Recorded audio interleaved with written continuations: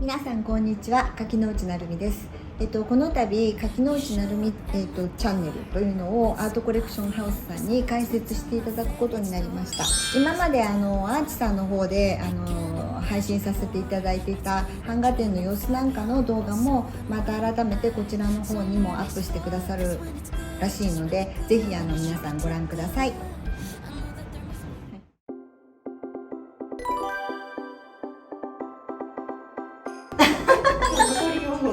裏側にせよ。なるほど。すごい。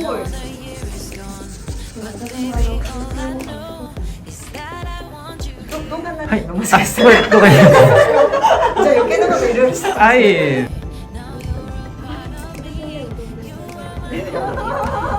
いね、あの学校ね。ありがとうございま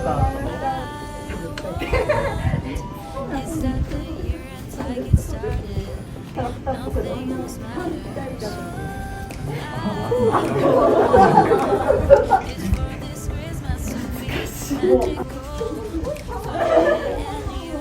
またぜひ来年やったりしたら来てくださいね。ありがとうございました。あ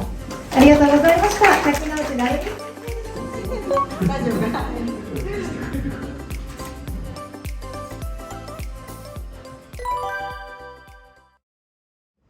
今日は、昨年の12月に新作版画用に描き下ろした、月こよいとみゆいの2人の、版画が完成しましたので、それのサイン入れにこちらに伺っております。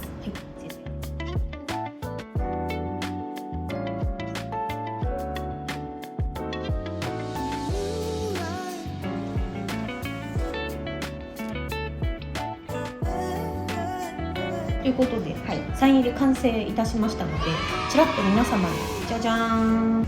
見えますかね。ここです。はい。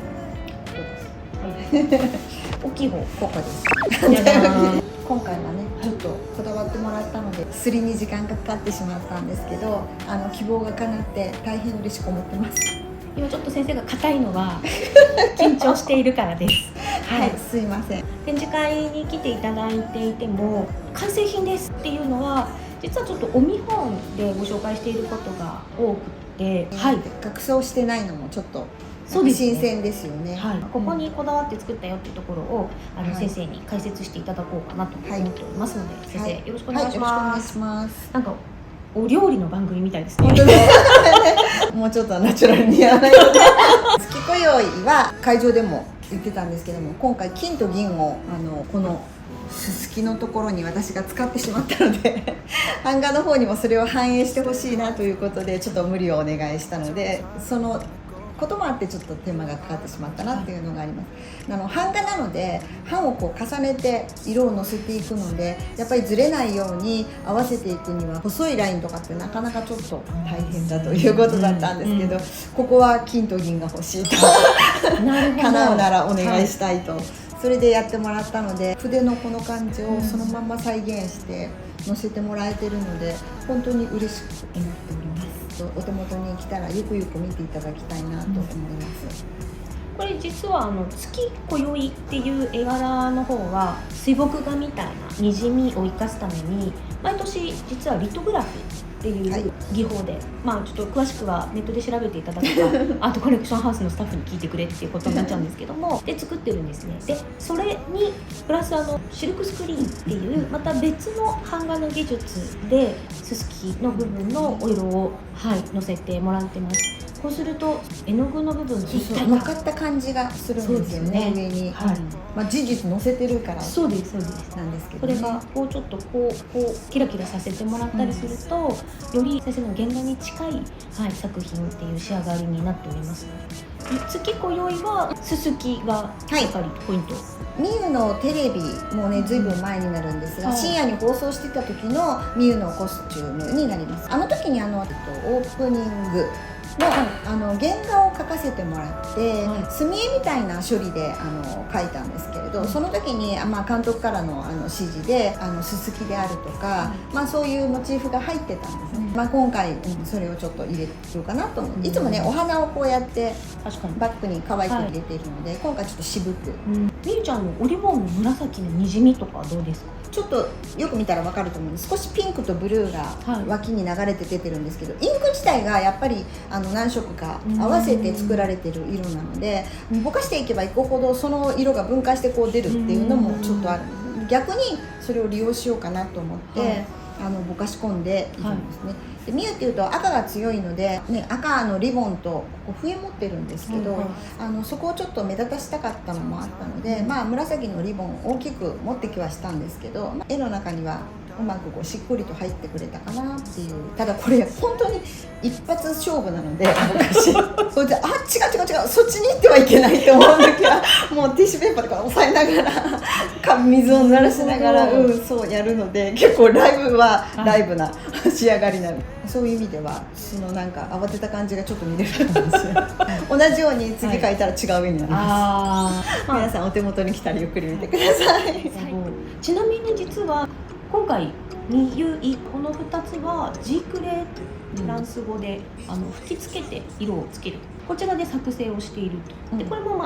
新しい版画の技術の一つなんですけども、見ていただいたお客様はお分かりだと思うんですけど、2in1 っていう言い方の2枚を1個の額に入れさせていただく、この2人は離れられないんだよっていう作品になっているんですけれども、これも実はちょっとお色をのせて、そうなんですよ、で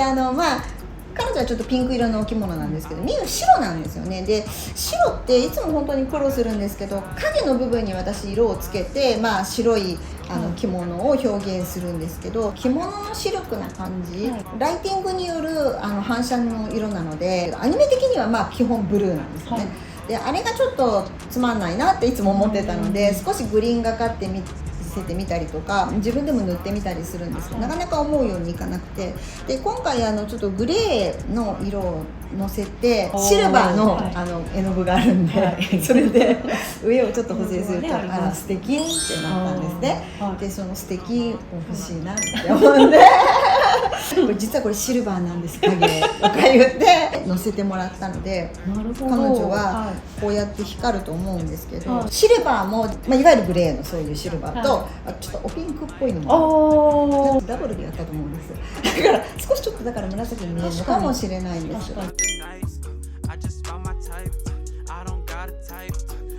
ここから拝見すると割とはっきりした影が乗ってる部分と、先生がこう動かすたびにちょっと薄くなるでしょ、パールっぽくこう光るんです光るんです。そういうの本当はね、学装してない時の方が見やすいかもしれないからね、こういう状態で見てもらいたいところはちょっとあるはあるんですけどね、こういう状態で見てもらいたいところはちょっとあるはあるんですけどね。今年、新作版画発表展、その時にもし飾れたらみんなが触らないっていう約束ができたら、学装なしでも見ていただけるようなチャンスを作れたらいいなって思っております。これね、紙も私の使ってる画用紙にちょっと似せた紙を選んでもらってるので、ちょっと凹凸がポコポコってあるので、余計なんか原画と見守こうばかりに出来がいいので、ぜひぜひ、ありがとうございます。ちなみに、大丈夫です。お願いします。今回みゆいとかタイトルをつけるときには、ここはこだわってとか終わりだった？そうですね、いつもねみゆとゆいを書かせてもらうっていうのもあって使われる漢字がもうなくなってきちゃったりとか、結構あっさにも協力してもらって、こんなイメージなのよ、そんな単語あるみたいな感じで模索してます。漢和辞典引っ張り出したりしてる頃もありました。今回でもみゆいっていう 2in1 のタイトルにこっちほおずきを使われたので、タイトルちゃんと1枚でもほおずき。そうなんです、鬼の灯火と書いてほおずきと読むらしいんですが、だいたいいつも花をすごく模索しちゃうんですけど、それをこうちょっとモチーフに使わせてもらったので、みゆが今口元に置いてるのはその赤い玉が出ている部分をちょっとぽわっとして立体もちょっとないような、そんなものにしてはいます。こっちこっちはスズランです、もうこれはゆいちゃんのイメージから持ってきただけなんですけど、もともとね彼女はいつも桜をモチーフにしてるので、桜で描くことが多いんですけど、スズランのちょっとこうリンリンってした感じとか、あと涙姫影草っていう感じ。知らないそれは。スズラン、それで多分君影草？君影草っていう個別タイトルがこっちに。君影草と書いてスブランと読むぜっていう作品。先生は忙しいですここが一番面白くて流れるところだった私は思っていますスーランはなんか乙女の涙じゃなかったっけ？まあ、そうだよね。乙女の涙とそうそう姿のイメージがそうそうそう、あのね、垂れ下がってるあたりのこうミュとかと性格が逆なこうちょっとね奥ゆかしい少女なのでいいんじゃないですか。私確かなんか乙女の涙の方を重視してたような気がする。大丈夫です。バッチリですバッチリです。はい、1枚ずつサインとシリアルナンバーですね入れていただいてるんですが、この2人は離れられないのよっていうことで通院は2つで1個の作品として販売をさせていただいた結果ですね、うちの方でご紹介する時のタイトルが全部みゆいになっちゃってて、すごく細かいシチュエーションまで設定していただいてたんですけど、会場に来れなかったお客様にお伝えできなかったので今ので伝わったと思います。半年経つとねこんなもんです。もう今もう次回作のことで頭がいっぱいですから皆さんお楽しみに